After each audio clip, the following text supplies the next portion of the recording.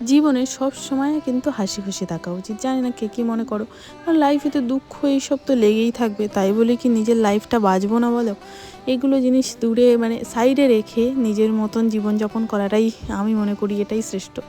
যাই হোক, এখন আমি সকালবেলায় বেরিয়ে পড়েছি বাজারে যাওয়ার জন্য। এখন আমি চলে যাচ্ছি বাজারে। আসলে আমি যাচ্ছি একটু জুতো কিনতে। জুতো কেনাটা আমার কাছে খুবই ইম্পর্টেন্ট, এই জন্য আমি খুবই হ্যাপি আছি, কারণ ছোটোবেলা থেকে তো মায়ের কাছে কম জুতো পেটে খাইনি, ওই জন্য জুতোর প্রতি একটু বেশি ভালোবাসা জন্মে গেছে আমার।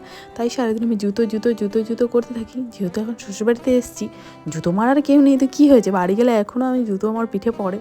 যাই হোক, তো জুতোটা নিয়ে এসে আমার দেখো জুতোটা কেমন লাগছে, আমার কিন্তু খুবই পছন্দ হয়নি আসলে। এটা আমার বরের পছন্দ, এই কারণ আমার বরের পছন্দ আমার কোনো দিন পছন্দ হয় না। এটা আমি জানি সব মেয়েরাই রিলেট করতে পারবে, কারোই পছন্দ হয় না বরেদের জিনিস। যাই হোক, এখন আমি খেয়ে নিচ্ছি পরোটা আর আলু ভাজা, যেটা আমি একদমই পছন্দ করি না। আজকে আমার লাইফ সব যেন কেন অপছন্দের জিনিস ঘটে যাচ্ছে। যাই হোক, এখন এটাই আমাকে খেতে হবে। আসলে আমি সকালবেলা না কিছু খাওয়াই পছন্দ করি না, আমার মতো একটু নর্মালি খালি পেটেই থাকবো। দুপুরবেলা একবার ভাত খেয়ে নেবো, ওটাই আমার কাছে যেন বেস্ট মনে হয়। আমার সকালে কিছু খেতে খুব আলসেমি লাগে, মানুষের কাজ করতে আলসেমি লাগে, আমার সেটা না। আমার সবচেয়ে বেশি আলসেমি লাগে খেতে, কাজ করতে খুব আলসেমি করি আমি। যাই হোক, সকালবেলায় এখন দুপুরবেলায় আমি রান্না করে নিচ্ছি ফুলকপি আলু দিয়ে তরকারি, মাছের ঝোল করবো আর কি। আর আমি করব বিনস আর আলু ভাজা।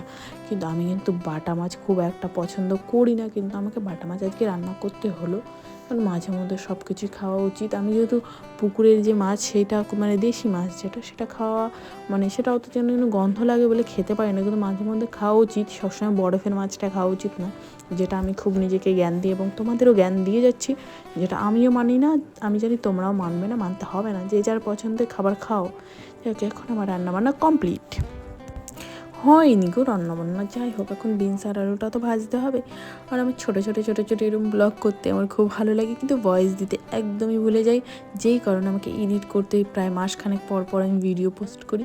যেসব যাই হোক, ওইসব কথা বাদ দাও, বলো আমার রান্নাবান্না কেমন হয়েছে। তোমরা তো খেতে পারবে না, কী করেই বা খাবে, রান্নাটা তো আমার কাছে রয়েছে।